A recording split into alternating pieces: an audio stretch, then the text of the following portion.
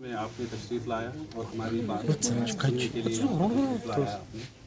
जैसा कि आपको पता है कि सोशल मीडिया में कुछ अफवाहें गलत कर रही है, कुछ न्यूज़ें आ रही हैं इलेक्शन के बाद जो विक्ट्री सेलिब्रेशन हुई उस सेलिब्रेशन के हवाले से।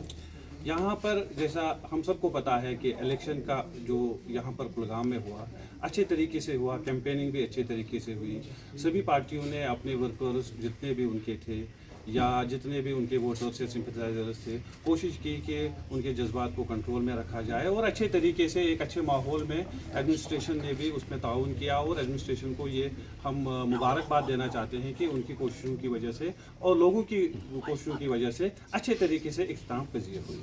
उसके बाद जब विक्ट्री यहाँ पर किसी को जीतना होता है और किसी को हारना होता है, ये ऑब्वियस है कि इलेक्शन में सभी जीत नहीं सकते हैं। जीतने के बाद ही कुछ ऐसे इंसिडेंट्स सामने आए जो बड़े ही अनफॉर्चुनेट इंसिडेंट्स हैं, बड़े ही दुखद इंसिडेंट्स हैं, जिनकी हम मजम्मत करते हैं और पुरजोर अल्फाज में मजम्मत करते हैं कि ऐसा होना नहीं चाहिए। लेकिन हमें इस पस मंज़र में भी जाना चाहिए कि ऐसा हुआ क्यों और किस लिए, किसने क्या किया। ये जो गलत information through social media, through different channels आवाम में फैलाई जा रही है, वो सही नहीं है।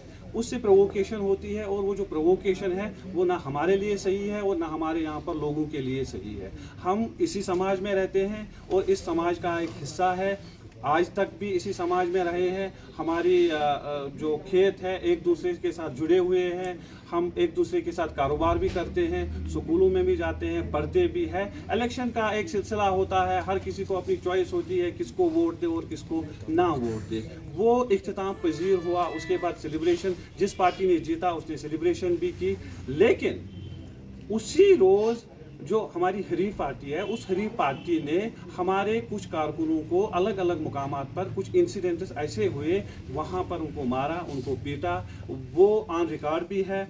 मैं आपको बताता चलूँ, यहाँ पर बेगाम में हमारे कुछ वर्कर्स को उन्होंने पीटा, वहाँ पर हमारे कुछ अब मर्द को अगर कोई पीटता तो बात समझ में आ जाती, लेकिन हमारी बहन को वहाँ पर पीटा गया।